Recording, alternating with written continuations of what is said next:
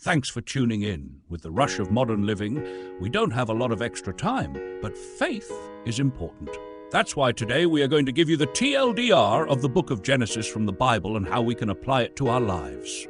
The book of Genesis begins with the creation of the world by God, who formed the heavens, the earth, and all living things in 6 days, with the 7th day dedicated to rest.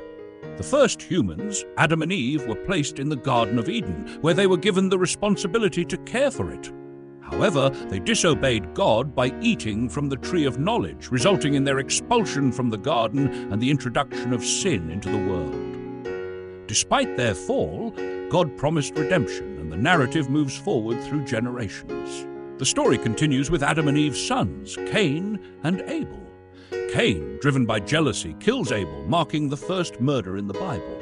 As humanity grows more corrupt, God decides to flood the earth, sparing only Noah, his family, and pairs of animals aboard an ark. After the floodwaters recede, God makes a covenant with Noah, promising never to destroy the earth again in such a way, symbolized by the rainbow. Genesis also recounts the story of the patriarch Abraham, who is called by God to leave his homeland and journey to a promised land. God makes a covenant with Abraham, promising to make his descendants a great nation. Abraham's faith is tested when God commands him to sacrifice his son Isaac, but God provides a ram as a substitute, affirming Abraham's faith. The narrative shifts to Isaac's sons, Esau and Jacob. Jacob, later named Israel, becomes the father of 12 sons, whose descendants form the 12 tribes of Israel. The story highlights Jacob's complicated relationship with his brother and the consequences of his deceptive actions. One of Jacob's sons, Joseph, is sold into slavery by his brothers, but through his faithfulness and God's favor, he rises to power in Egypt, ultimately saving his family during a famine. The book of Genesis concludes with Joseph forgiving his brothers for their past wrongs, recognizing that God's plan was at work in his life. The book underscores themes of creation, faith, obedience, covenant, and God's faithfulness to his promises. Through the stories of the patriarchs, Genesis sets the foundation for the rest of the Bible, highlighting God's sovereignty, grace, and the importance of trusting in his plan. 1. Genesis 1:1. In the beginning, God created the heavens and the earth. God is the creator of everything. In modern life, this reminds us that everything we have and experience is a gift. Appreciate and take care of what has been entrusted to us. 2.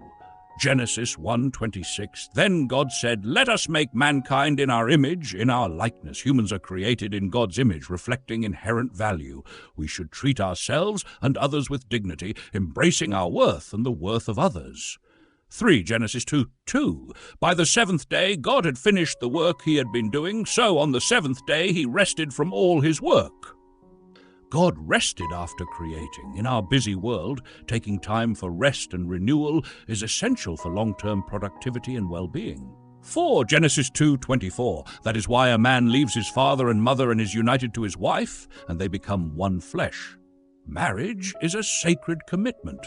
In modern living, investing in meaningful, committed relationships strengthens personal lives and supports emotional well-being. 5. Genesis 3:6. When the woman saw that the fruit of the tree was good for food and pleasing to the eye, and also desirable for gaining wisdom, she took some and ate it. Temptation can lead to choices we later regret. Be mindful of decisions made based on impulse or desires, and consider their long-term impact. 6. Genesis 3 verse 9. But the Lord God called to the man, "Where are you?" God seeks us even when we stray. In life, even in our mistakes, there's always a chance for redemption, and we are never too far from forgiveness. 7. Genesis 4:9. Then the Lord said to Cain, "Where is your brother Abel?" God holds us accountable for our actions. In modern life, we must take responsibility for how our actions affect others, fostering trust and integrity. 8. Genesis 6:5. The Lord saw how great the wickedness of the human race had become on the earth, and that every inclination of the thoughts of the human heart was only evil all the time. Corruption in the world is an issue. Strive to be a force for good by promoting kindness, integrity, and ethical decisions, both personal and professional life. 9. Genesis 6:14. So make yourself an ark of cypress wood. Make rooms in it and coat it with pitch inside and out. Preparation is key. In life, we should prepare for challenges and difficulties, both spiritually and practically, so we can weather life's storms. 10. Genesis 7:7, and Noah and his sons and his wife and his sons' wives entered the ark to escape the waters of the flood. Family and community provide strength. In times of hardship, lean on your loved ones and be there for them as they are for you. 11. Genesis 8:1, but God remembered Noah and all the wild animals and the livestock that were with him in the ark, and he sent a wind over the earth, and the waters receded. Even in the most difficult times, God remembers us. Hold on to faith through struggles, knowing that relief and renewal will come. 12. Genesis 9, I have set my rainbow in the clouds, and it will be the sign of the covenant between me and the earth. God provides signs of hope. Look for signs of hope in times of difficulty, reminding yourself that God's promises are real and trustworthy. 13. Genesis 11:4, then they said, come, let us build ourselves a city with a tower that reaches to the heavens, so that we may make a name for ourselves. Pride and ambition can lead to downfall. In modern life, it's important to focus on humility and serving others, rather than self-glorification. 14. Genesis 12, the Lord had said to Abram, go from your country, your people, and your father's household to the land I will show you.